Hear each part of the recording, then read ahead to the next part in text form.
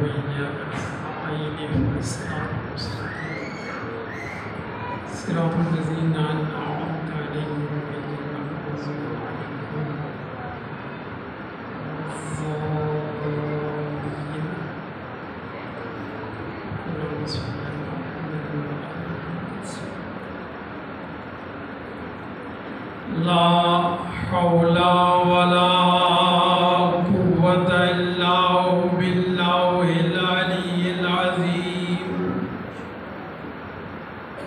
أفوض أمري إلى الله إن الله بصير بالعباد أعوذ بالله من الشيطان الرجيم بسم الله الرحمن الرحيم الحمد لله رب العالمين الحمد لله الذي علا في توحده ودنا في تفرده وجل في سلطانه وعظم في أركانه وأحاط بكل شيء علما وهو في مكانه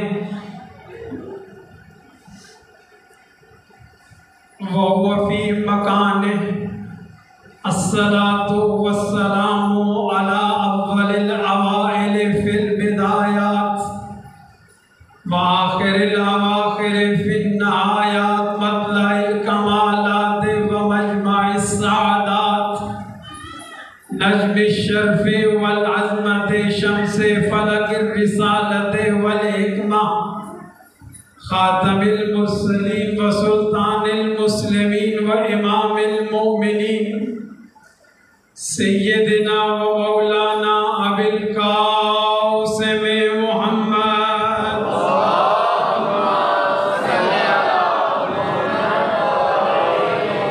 وعلى وصيه وخليفته ووارث علمه ومخزن أسراره ومطلع أنواره المنصوص بنص من كنت مولاه فهذا علي مولاه المخصوص بتشريف أنا مدينة العلم وعلي بابها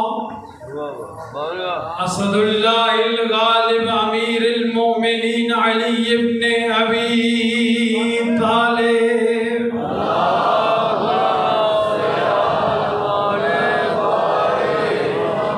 وعلى السيدة الجليلة الصديقة الطاهرة المطهرة قطب فلك العصمت ومركز السماء الإفا القمر الكبرى الدرة البيضاء اللمعة اللمعة الحورات الإنسية فاطمة الزهراء سيدة نساء العالمين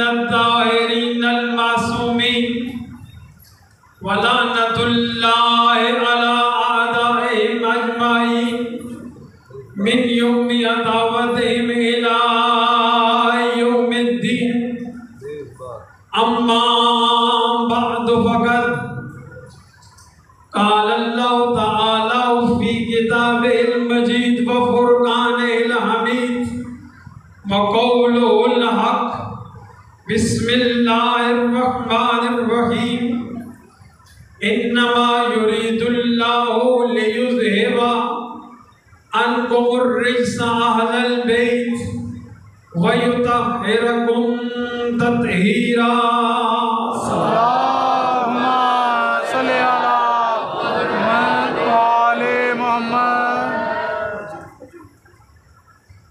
قرآن مجید سورہ احزاب پارہ نمبر 22 آیت نمبر 33 میں ارشاد الہی ہے انما یرید اللہ بس اللہ کا یہی ارادہ ہے لیذہب عنکم الرجس اہل البیت کہ تم اہل بیت سے رجس کو دور رکھے، وَيُطَهِّرَكُمْ تَطْهِيرًا، اور تمہیں ایسا پاک رکھے جیسا پاک رکھنے کا حق ہے۔ ماشاءاللہ، سبحان اللہ۔ انشاءاللہ اسی آیت کریمہ کے ضمن میں گفتگو باقی ایام میں جاری رہے گی۔ کل والی بات جو جہاں پہ ختم ہوئی تھی وہاں سے آغاز کرتا ہوں، اور پھر انشاءاللہ اسی آیت کریمہ کے ضمن میں کچھ موضوع کی تفصیل عرض کروں گا کہ کس موضوع پر اس آیت کریمہ کے ضمن میں عرض کیا جائے گا، اور پھر موضوع رکھنے کی وجہ کہ آخر جو موضوع اعلان کیا جائے گا اس کی وجہ کیا ہے، اسے کیوں رکھا گیا ہے۔ یہ سلسلہ انشاءاللہ یوں ہی آگے بڑھتا رہے گا۔ کل عرض کیا تھا کہ پوری کائنات میں جتنی بھی مجالس ہو رہی ہیں ان میں سے 4 مجالس سب سے افضل ہیں۔ آپ کی ماشاءاللہ سے محسوس ہو رہا ہے کہ بات آپ کے اذہان عالیہ میں محفوظ ہے۔ کل پہلی مجلس عرض کی تھی، فقط 2-4 سطروں میں اس کی طرف اشارہ کروں، جب 2 برادران کل نہیں تھے، وہ بھی ہمارے سفر میں ہمارے ساتھ شریک ہو جائیں۔ وہ پہلی مجلس ہے جو سب سے افضل ہے، وہ مجلس ہے کہ جس میں قرآن حکیم کی تلاوت کی جائے۔ سبحان اللہ۔ قرآن اللہ کی کتاب ہے، وہ ہمارا خالق ہے، ہمارا معبود ہے، ہم اس کے بندے ہیں۔ اور کل اپنے جذبات میں ایک جملہ میں نے کہا تھا کہ اس پوری کائنات میں وہ وحدہ لا شریک اللہ سب سے بڑا مظلوم ہے۔ اور ظلم کس کی طرف سے ہے؟ ظلم حضرت انسان کی طرف سے ہے، ہم انسانوں کی طرف سے ہے کہ ہم اپنے معبود کا کوئی حق بھی ادا نہیں کرتے، اپنے خالق کی بندگی کا حق ادا نہیں کرتے، اس کی کسی بات پہ بھی کما حق کو وہ عمل نہیں کرتے، لیکن اتنا اس کی بارگاہ میں موقر ہیں کہ میرے اللہ ہم تیرے گناہگار بندے ہیں، تو ہمارا کریم خالق ہے، اور ہم محمد و آل محمد کے چاہنے والے ہیں، ان کے ماننے والے ہیں، تیری ہی بارگاہ سے توفیق طلب کرتے ہیں کہ یا اللہ تجھے ان ایام کا واسطہ ہے، تجھے محمد و آل محمد کا واسطہ ہے، ہمیں اس طرح توفیق عطا فرما کہ جس طرح تیری ذات ہم سے راضی ہو جائے۔ آمین۔ دوسری مجلس جو سب مجالس سے افضل ہے وہ مجلس ہے کہ جس مجلس میں اعتقاد شریعہ اور احکامات دین کا بیان ہو۔ وہ مجلس تمام مجالس سے افضل ہے کہ جہاں پر اعتقادات دینیہ اور احکام شرعیہ کا بیان ہوتا ہے۔ اتنی افضل ہے کہ پاک پیغمبر نے ابو ذر سے ارشاد فرمایا، اے ابو ذر، ایسی مجلس کہ جس میں دین کے اصول کا تذکرہ ہو، دین کے فروع کا تذکرہ ہو، اس مجلس میں 1 گھنٹہ بیٹھنا سال کی عبادت سے افضل ہے۔ سبحان اللہ۔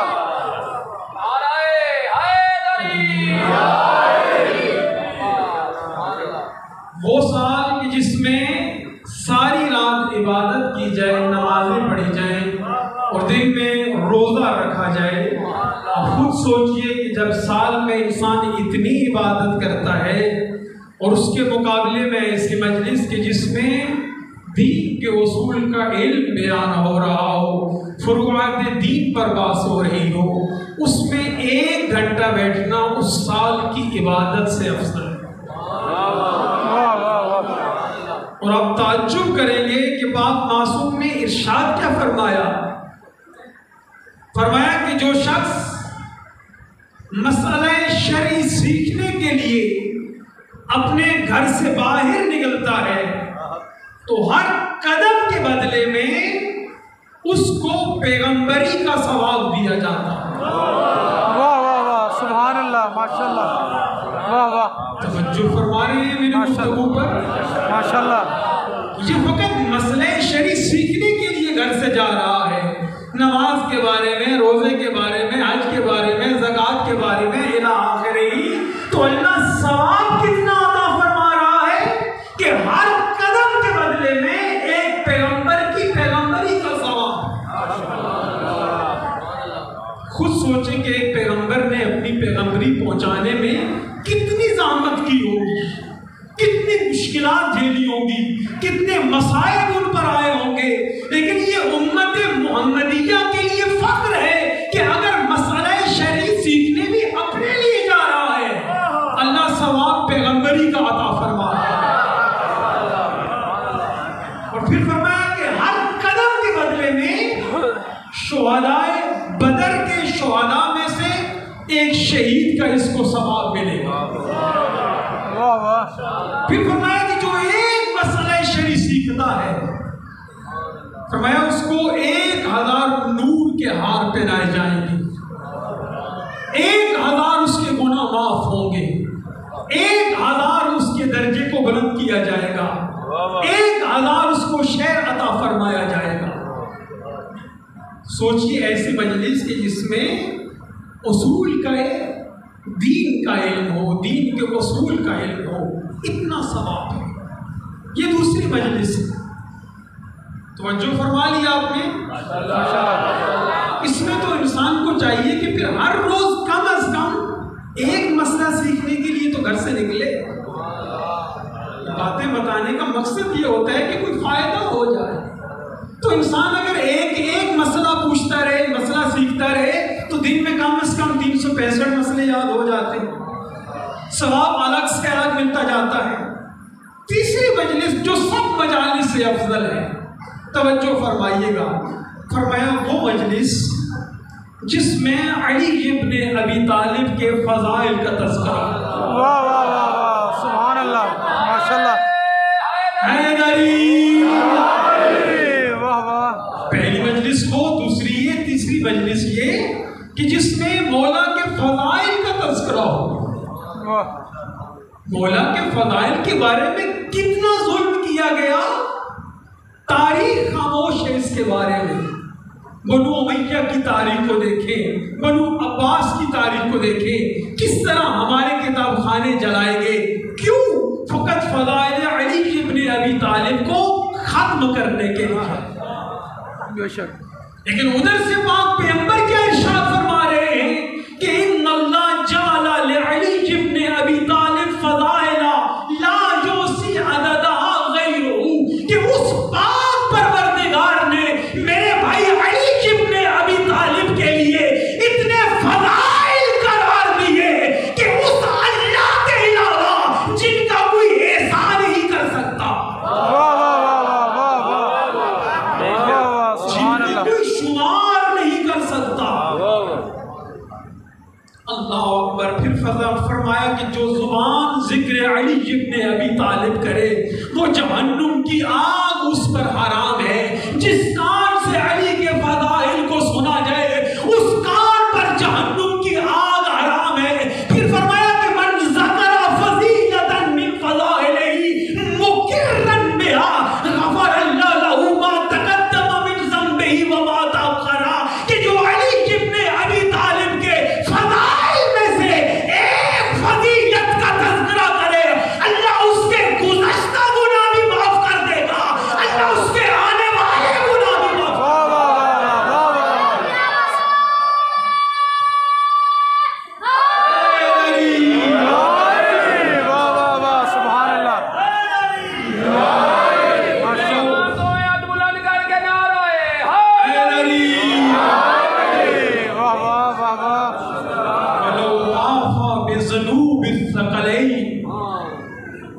جناب ام سلمہ نے اس روایت کو نقل کیا، کہا کہ اگرچہ محشر کے دن ثقلین جتنے گناہ اس کے پاس ہو تب بھی، لیکن میں ہمیشہ ابہام نہیں چھوڑتا، کوشش کرتا ہوں کہ کسی جگہ پر گفتگو مبہم نہ ہو، کسی جگہ کوئی زاویہ کوئی پہلو رہ نہ جائے۔ قطعاً میری گفتگو کا یہ مقصد نہیں ہے کہ علی کا ماننے والا گناہوں کے کرنے میں آزاد ہے۔ علی کے ماننے والا تو ہوتا ہی وہ ہے نا جو علی ہو۔ شاید کسی کے ذہن میں بات اور طرح سے چلی جائے، مجھے بہت ڈر لگتا ہے بعض جگہوں سے۔ علی کا ماننے والا علی ہو کیا مطلب ہے؟ یعنی سیرت میں علی ابن ابی طالب کی طرح وہ بلند ہو۔ علی بننا کسی کا بس نہیں ہے، یہ نہ سمجھ جائیے گا کہ میں نعوذ باللہ علی بنانے آیا ہوں۔ اس وحدہ لا شریک نے ایک ہی علی بنایا ہے۔ ہاں، ہمیں سیرت کا حکم دیا ہے کہ علی کی سیرت پہ چلے۔ توجہ فرما رہے ہیں میرے گفتگو پر؟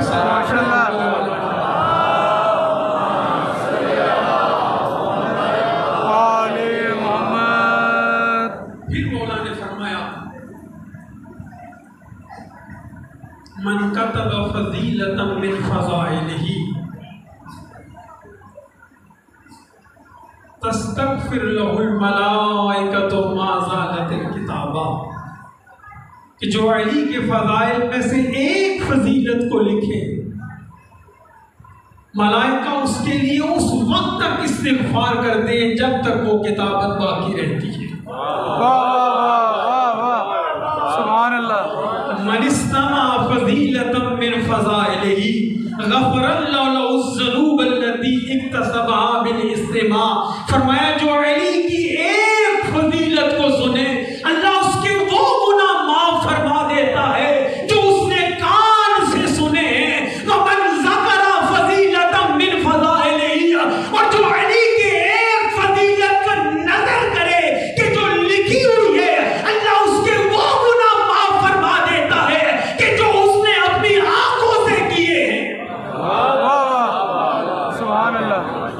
اللہ اکبر۔ پھر پاک پیغمبر صلی اللہ علیہ وآلہ وسلم نے فرمایا النظر الی علی ابن ابی طالب عبادہ، کہ علی کی طرف دیکھنا عبادت ہے۔ سبحان اللہ۔ اللہ اکبر۔ علی ابن ابی طالب علیہ السلام کے فضائل کا شمار ایسا ممکن نہیں، انہیں شمار نہیں کیا جا سکتا۔ اور 4 فضیلتیں علی ابن ابی طالب کو اللہ نے ایسی عطا فرمائی ہے۔ صلوات پڑھیں محمد والا۔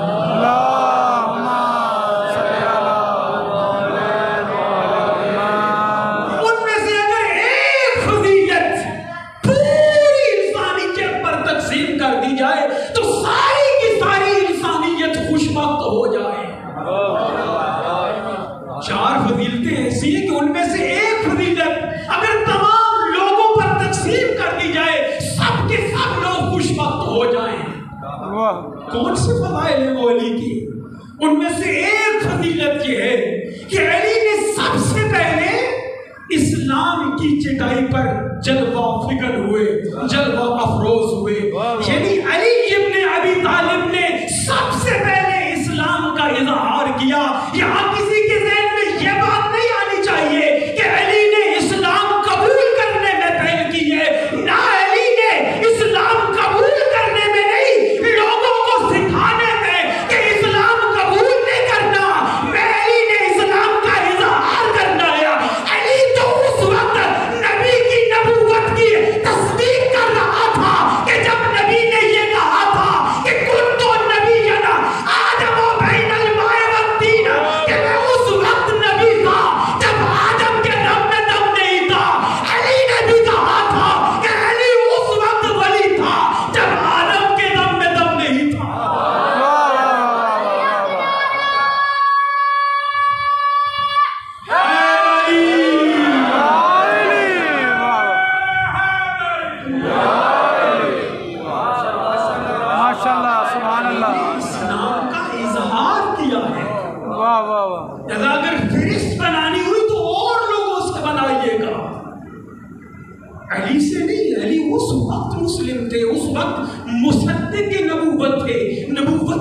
تصدیق کرنے والے تھے۔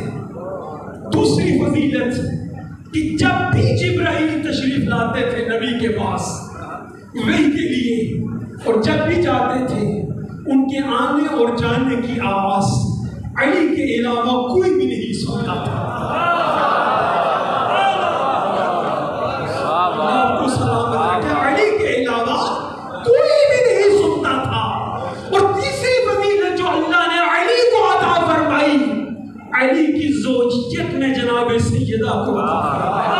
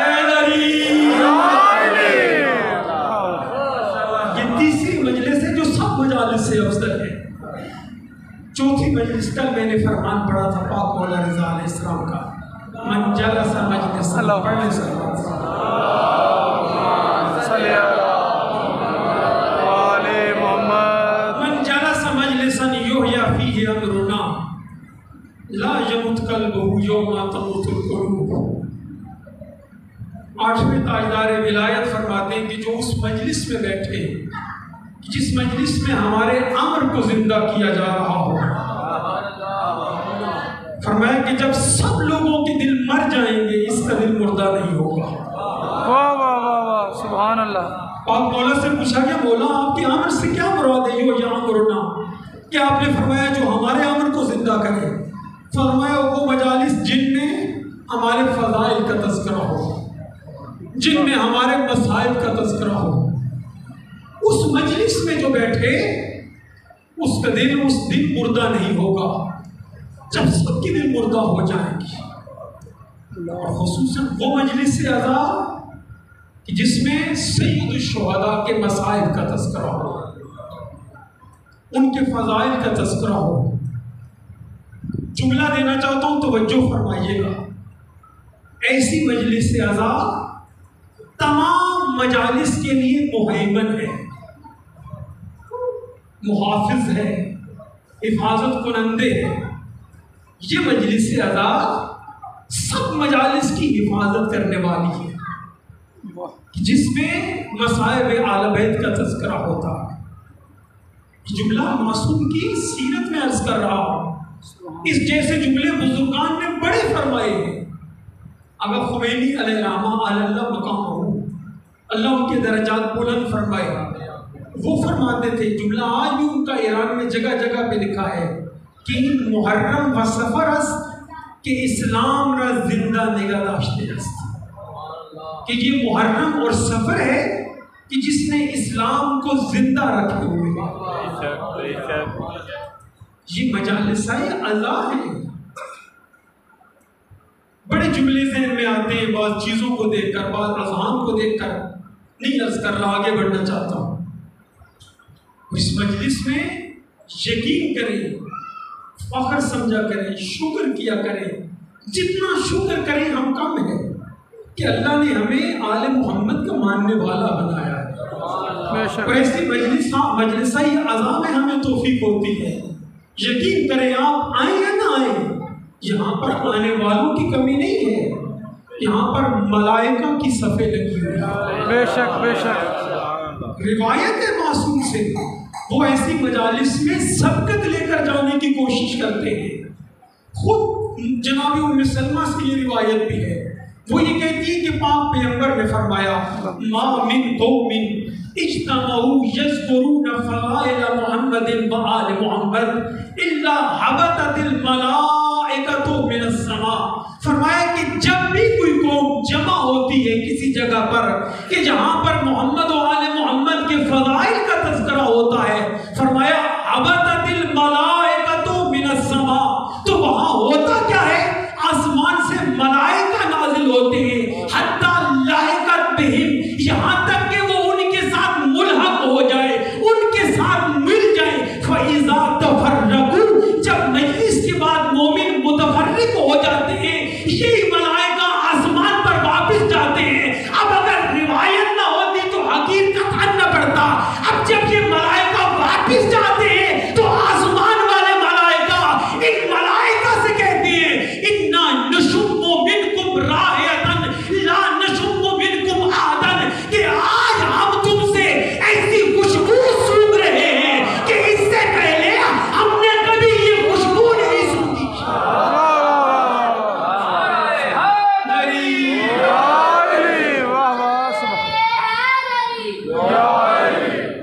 ہم نے آج تک ایسی خوشبو نہیں سونگھی۔ کون کہہ رہا ہے؟ مرکزی امام بارگاہ والے کہہ رہے ہیں؟ نہیں، غور نہیں فرما رہے آپ۔ دیکھیں نا، مرکزی امام بارگاہ والے مومنین میں سے اگر کوئی ادھر آئے اور مجلس سنے اور سن کر یہاں سے واپس جائے اور جا کر کل کہے جی میں گیا تھا بخشی پارک میں نے ایسی خوشبو سونگھی ہے جو آج تک میں نے نہیں سونگھی، توجہ فرما رہے ہیں یا نہیں؟ یہ اور بات ہے، یہ توبہ کا بندہ ہے، ٹھیک ہے یا نہیں؟ ہو سکتا ہے یہاں پر نورانیت تو ایسی ہو، وہاں پر بھی ہوگی، لیکن یہ یہاں سے سن کے جا رہا ہے، یہ اور بات ہے۔ لیکن وہ کون ہے جو آسمان کے ملائکہ ہے؟ نہیں، ابھی بھی شاید سارے افراد نہیں پہنچ پائے میری گفتگو پر۔ دیکھیں نا، وہاں نور ہے، نور ہی نور ہے، وہاں خوشبو ہی خوشبو ہے۔ وہ یہ کہہ رہے ہیں کہ ہم اس مجلس میں گئے تھے کہ جہاں پر علی ابن ابی طالب محمد و آل محمد کے فضائل کا تذکرہ ہو رہا تھا۔ فَأَتَّرُونَ بِرِيحِهِمْ، ان مومنین نے اپنی خوشبو سے ہمیں معطر کیا ہے، ہم یہ خوشبو لے کر آ رہے ہیں۔ تو پھر سوچو تو سینا،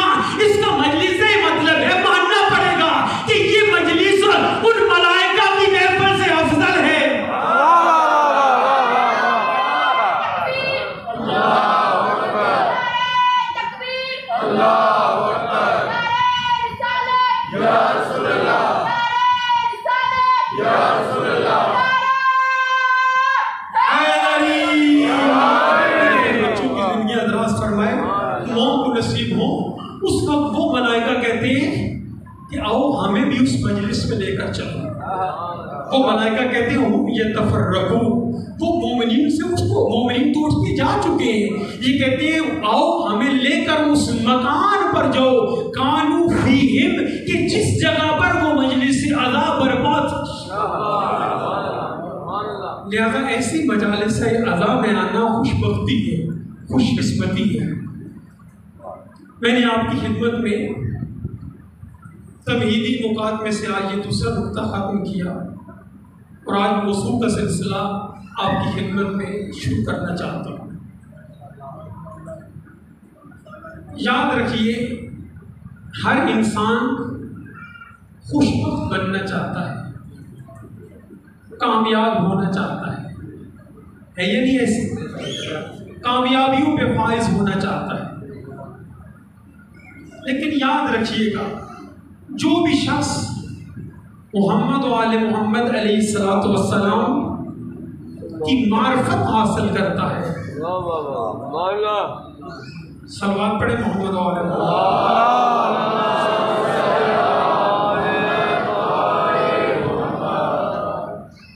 ان کی معرفت حاصل کرتا ہے تو اس کو وہ ساری کامیابیاں حاصل ہو جاتی ہیں کہ جو ایک انسان کو عالم امکان میں ہونی چاہیے. کیوں؟ اس لیے کہ پاک پیغمبر صلی اللہ علیہ وآلہ وسلم نے ارشاد فرمایا کہ من اللہ علیہ بمعرفت اہل بیتی و ولایتہم قد جمع اللہ لہ خیر کلہ، کہ جس پر اللہ یہ احسان کرتا ہے کہ اسے محمد و آل محمد کی معرفت عطا فرماتا ہے، ان کی ولایت عطا فرماتا ہے، ساری کی ساری خیر اللہ اس میں جمع کر دیتا ہے. توجہ فرمائی آپ نے. تو اس کی آیت کریمہ کے ضمن میں انشاءاللہ جو ہماری گفتگو رہے گی وہ اس عنوان پر رہے گی، اس موضوع پر رہے گی کہ محمد و آل محمد کی جن کی معرفت حاصل کرنا اوجب الواجبات میں سے ہے. ابھی اس پر دلیل عرض کروں گا. ان کی سیرت اور ان کی فضیلت کو بیان کیا جائے. موضوع فضیلت اور سیرت اہل بیت. اس کے ضمن میں آپ کی خدمت میں چند دن جو ہو سکا اپنی بذات کے مطابق معروضات عرض کروں گا. فضیلت اور سیرت موضوع کو تھوڑا سا کھولنا چاہتا ہوں آج. فضیلت اور سیرت دونوں مصدر میمی ہیں. مصدر میمی کسے کہتے ہیں؟ بس ایک بات اور آگے بڑھ جاتے ہیں. مصدر میمی اس شے کو کہتے ہیں جو ایک خاص انداز پر دلالت کرے، یعنی ایک خاص انداز، ایک خاص طریقہ، اسے کہتے ہیں مصدر میمی. دیکھیں آپ سارے بیٹھے ہوئے ہیں، جالسا یجلسو جلسن جلستن و جلستن، جلستن ہے مصدر میمی، بیٹھنا سارے بیٹھے ہوئے ہیں. جلستن کہتے ہیں ایک خاص انداز میں بیٹھنے کو. بس یہ بیٹھنا باقی بیٹھنوں سے الگ ہو گیا. توجہ فرما رہے ہیں؟ یعنی خاص انداز میں بیٹھنا جو ہے اس کو کہتے ہیں مصدر میمی. اب سیرت کیا ہے، فضیلت کیا ہے؟ دونوں مصدر میمی ہیں. سیرت یعنی ایک خاص انداز کی زندگی. توجہ فرما رہے ہیں؟ یعنی موضوع کو کھولنا بھی ضروری ہے. سیرت یعنی خاص انداز کی بولے زندگی. اچھا دیکھیں میں آسان کروں. کبھی آپ نے سنا یا کتابوں میں پڑھا، اپنے کورس کی اسکول کی کتابوں میں بھی آیا، یہ لفظ آیا ہمارے لیے کہ ہمیں قائد اعظم کی سیرت پہ عمل کرنا چاہیے؟ بولے نہیں آتا.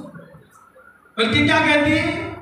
ہمیں ان کی زندگی کے مطابق زندگی بسر کرنی چاہیے. عام علماء کے لیے بھی یہ نہیں آتا کہ ہمیں فلاں کی سیرت پہ عمل کرنا چاہیے. کیوں؟ اس لیے کہ یہ جتنے بھی ہیں، ٹھیک ہے کوئی رہنما ہوگا، رابر ہوگا، لیڈر ہوگا، عالم دین ہوگا، یہ سارے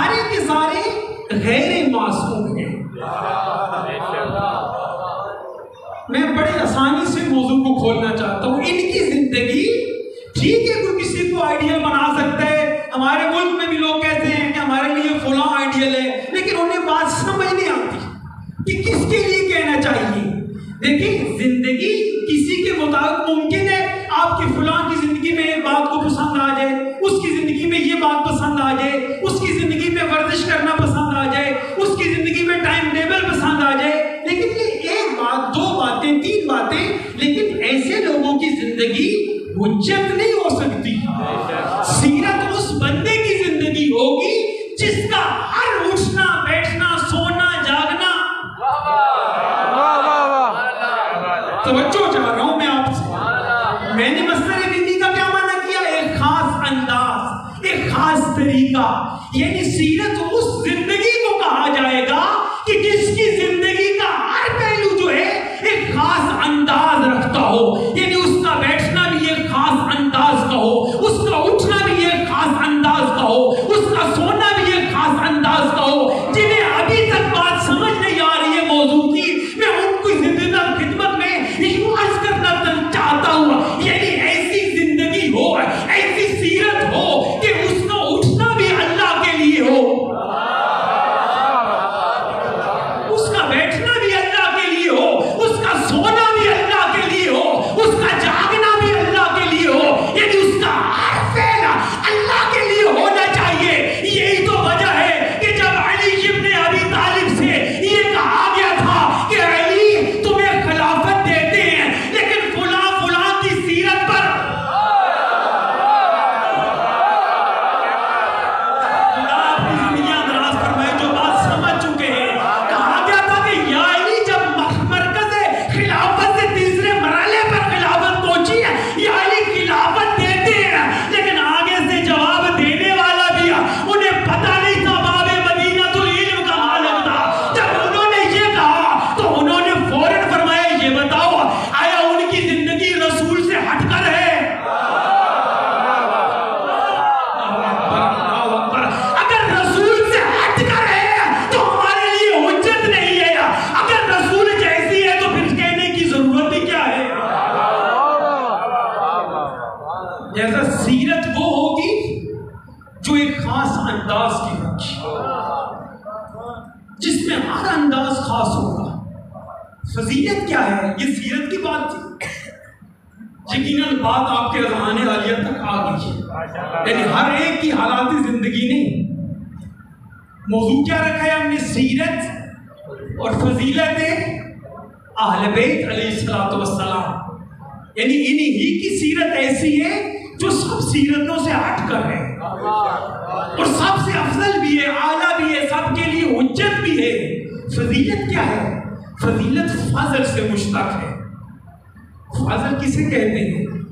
یعنی کسی چیز کا اضافی ہونا ہے. یہ نہیں ہمارے معاشرے میں کیا ہوتا ہے کہ کوئی چیز کسی طرح سے بھی اضافی ہو جائے اسے کہہ دیتے ہیں فضل ربی.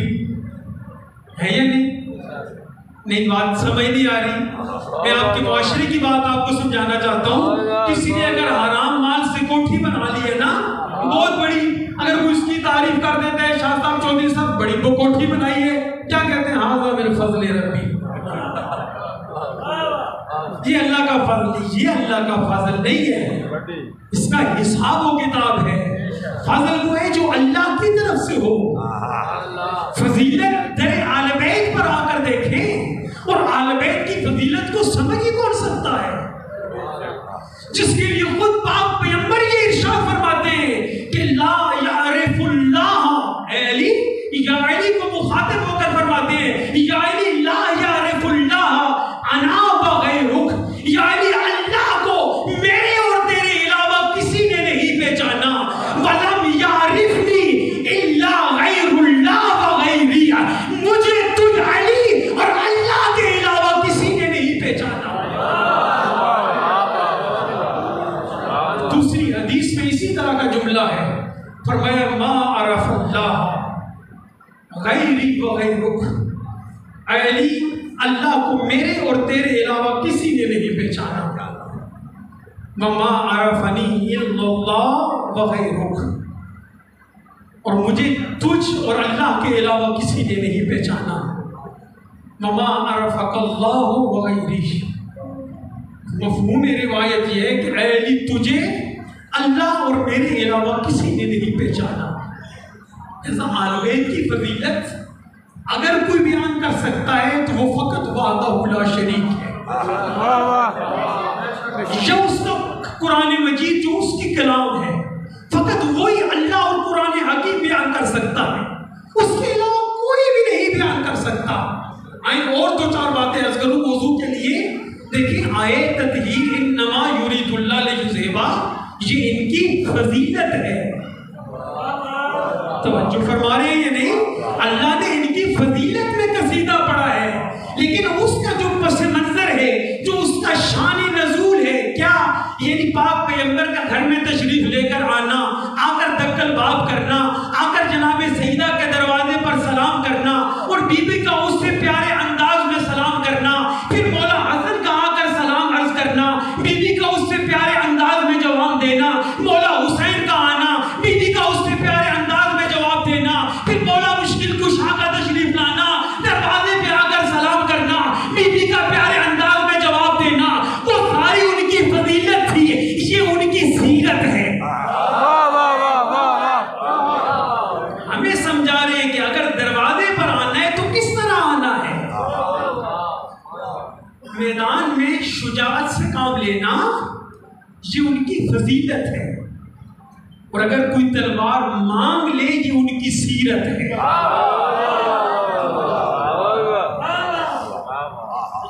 اللہ آپ کو سلامت رکھے. میدان میں بھی یہ وہ ہستیاں ہیں جن کی سیرت حجت ہے، کہ جنہوں نے فقط شجاعت سے کام نہیں لیا، ایثار سے بھی قربان لیا، ایثار سے بھی کام لیا. سورہ دہر کا ان کی شان میں نازل ہونا یہ ان کی فضیلت ہے. لیکن 3 دن روزہ رکھ کر فقیر کو، مسکین کو، یتیم کو روٹیاں دے دینا یہ ان کی سیرت ہے.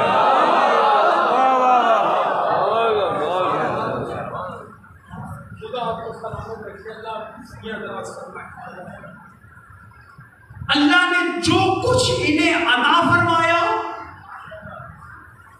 وہ ان کی فضیلت ہے، اور جو کچھ انہوں نے ہمارے لیے انجام دیا وہ ان کی سیرت ہے، اور جو کچھ امت میں مقابلے میں انہیں دیا وہ ان کے مسائل ہیں.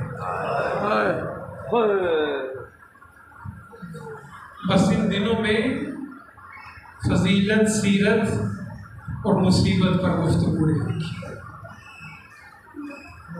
آج شب دین ہے، چاند سب نے دیکھ لیا. 2 محرم گزر چکی ہے. کل بھی جملہ عرض کیا تھا کہ آج 1400 سال کے بعد اس چاند کو دیکھ کر شیعہ کتنے مغلوب ہو جاتے ہیں. اجرکم اللہ، اجرکم اللہ. اللہ آپ کو سلامت رکھے، اللہ آپ کی زندگیاں دراز فرمائے.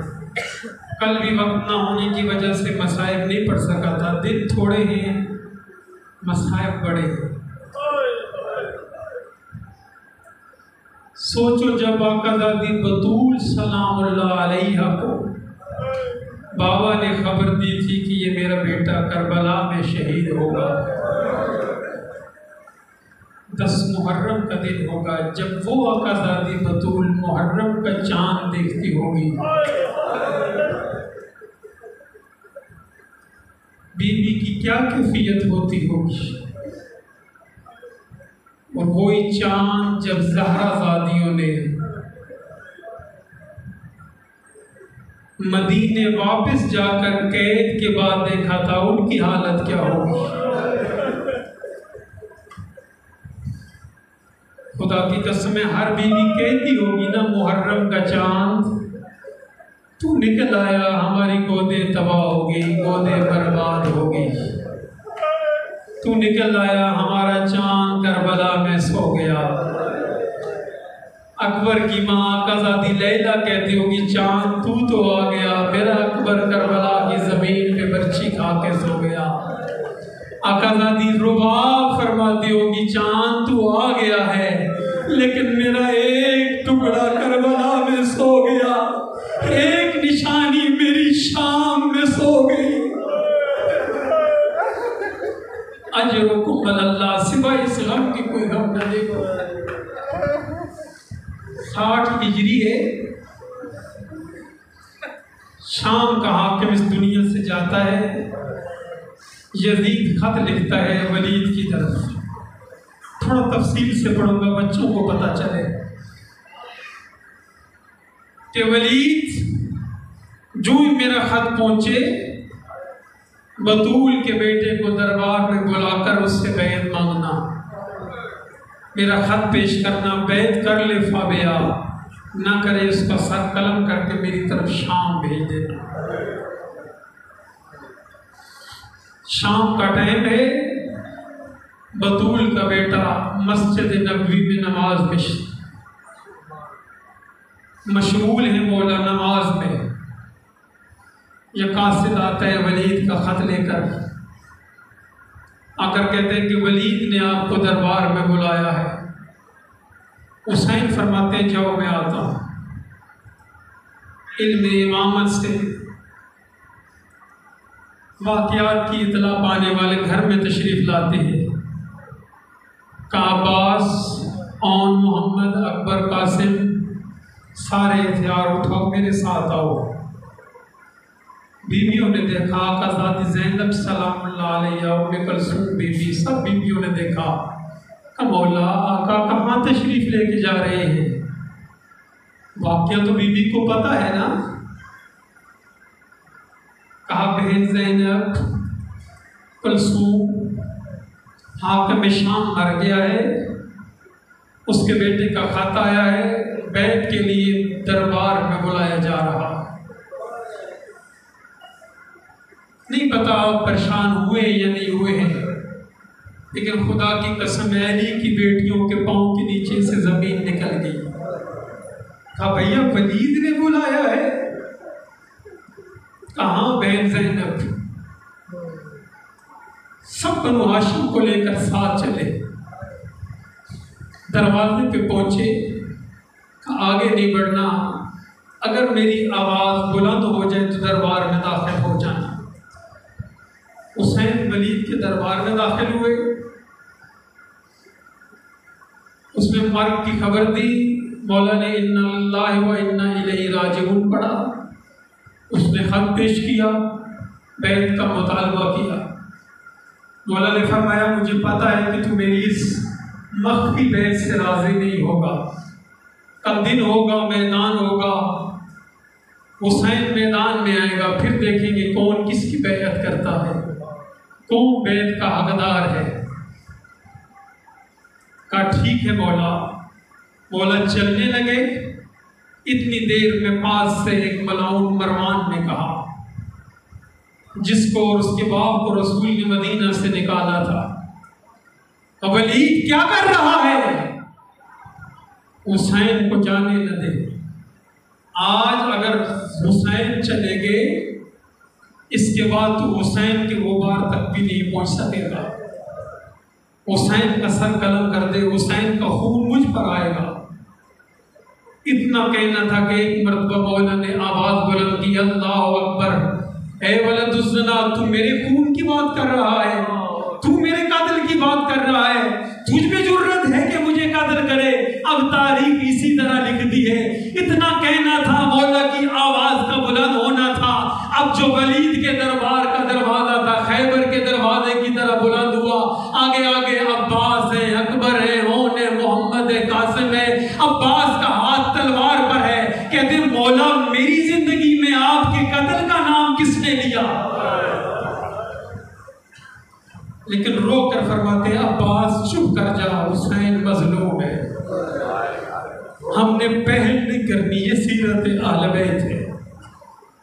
چلے ہیں دربار سے، آج جب چل رہے ہیں نا، اس سے پہلے جب بھی زہرا کا لال چلتا تھا نا، حسین کی نظریں نیچے جھکی ہوتی تھی. آج کبھی اس دیوار کو دیکھ رہے ہیں، کبھی اس دیوار کو دیکھ رہے ہیں، حسرت بری نگاہوں سے زبان حال سے کہہ رہے ہوں گے مدینہ کی گلیوں گواہ رہنا، آج کے بعد بطول کے بیٹے نے مدینے میں واپس نہیں آنا. اجرکم اللہ، اجرکم اللہ. سوائے اس غم کے کوئی غم نہ دیکھو. ہاں رونے والوں، مقدر کے سکندر ہو. ان آنسوں کی بڑی قیمت ہے. کیوں؟ اس لیے کہ اس مجلس میں کل بھی میں نے اشارہ کیا تھا آقا ذاتی زہرا سلام اللہ علیہ تشریف لاتی ہے. وما مریم و آسیہ، اور وہ خدیجہ ان کے ساتھ مریم ہوتی ہیں، آسیہ ہوتی ہیں، خدیجہ ہوتی ہیں. بی بی کرتی کیا ہیں؟ تمسو دمو الباقی. بی بی رونے والوں کے آنسوں کو صاف کرتی ہے. بعید نہیں ہے، رو رو کر فرماتی ہوں تم میرے حسین پہ گریہ کر رہے ہو. اجرکم اللہ، اجرکم اللہ. سوائے اس غم کے کوئی غم نہ دیکھو. آئیں گھر پر حسین، دروازے پر بے چین ہے زہرا زادیاں. گریہ بلند ہے، آؤ بکا ہے. کہا بھائی دربار میں کیا ہوا؟ کہا بین زینب اجرکم اللہ، مجھ سے بیعت مانگی گئی ہے. زینب اب مدینہ رہنے کے قابل نہیں رہا. اجرکم اللہ. سوائے اس غم کے کوئی غم نہ دیکھو. رونے والا مولا نے مولا عباس سے کہا عباس تیاری کرو، مدینہ چھوڑ دینا ہے. اجرکم اللہ. مولا حسین آئے نانا کے روزے پر ودا کرنے کے لیے. ایسے آئے جیسے بچہ اپنے بازو پھیلا دیتا ہے. رو رو کر کہتی ہے نانا، نانا تیرے حسین کو اب مدینے میں رہنے نہیں دیتے. اجرکم اللہ. یہ باتیں ہو رہی تھی، رو رو کر کہتی ہے حسین، نانا تیری امت بڑی تنگ کر رہی ہے، بڑی تکلیف دے رہی ہے. اتنے میں روتے روتے حسین کی آنکھ لگ گئی. حسین نے خواب میں کیا دیکھا؟ نانا رسول خدا ہے، علی مرتضیٰ ہے، بی بی زہرا سلام اللہ علیہ ہے. رو رو کر فرما رہے ہیں حسین ہم سارے تیرا انتظار کر رہے ہیں. حسین جلدی آ، میں بھی تیرا انتظار کر رہا ہوں. علی تیرے منتظر ہے، ماں تیری منتظر ہے. رو رو کر حسین کہتے ہیں نانا پھر میں نے واپس نہیں جانا، مجھے اپنے پاس رکھ لو. رو کر کے رسول خدا نے فرمایا نہیں یا حسین، اللہ تجھے کربلا میں شہید دیکھنا چاہتا ہے، زینب کو اسیر دیکھنا چاہتا ہے. اجرکم اللہ.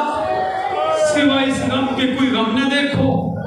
آئے ماں کی قبر پر آ کر کہتے ہیں ماں جسے چکیاں پیس پیس کے پالا ہے نا، ماں جسے اٹھ اٹھ کر پانی پلاتی تھی نا، ماں اس حسین سے مدینہ چھڑایا جا رہا ہے. ماں آج کے بعد حسین تیری برکت پر نہیں آ سکے گا، آپ کے حرم میں آ کر چراغ نہیں جلائے گا. ماں میں کربلا میں جاؤں گا، تو مدینے میں رہ جائے گی. عجب نہیں ہے بی بی کی آواز آیا حسین اور میرے غریب بیٹے، حسین جدھر جدھر تو جائے گا یہ دکھیا ماں تیرے ساتھ جائے گی. حسین تو کربلا جائے گا، یہ تیری ماں کربلا جائے گی. اجرکم اللہ. سوائے اس غم کے کوئی غم نہ دیکھو. ہاں رونے والوں، عزاداروں، آئیں مختصر کرتا ہوں. ہوگی نا ساری تیاری، محمل تیار ہوئے، سامان باندھا گیا. عبداللہ ابن سنان کہتے ہیں کہ میں 3 دن پہلے کوفہ سے مدینہ میں آیا تھا. جب مجھے پتا چلا کہ حسین بادشاہ مدینہ چھوڑ رہے ہیں، میں نے کہا محلے بنی ہاشم جاتا ہوں، دیکھتا ہوں حجاز کے بادشاہ ملک چھوڑتے کیسے. اجرکم اللہ. سوائے اس غم کے کوئی غم نہ دیکھو. کہتے میں جو ہی آیا میں نے کیا دیکھا؟ ایک کرسی لگی ہوئی ہے، اس پر ایک شخصیت بیٹھی ہوئی ہے جو چاند کی مانند چمک رہی ہے، جس کے ارد گرد بنو ہاشم اصحاب ہیں.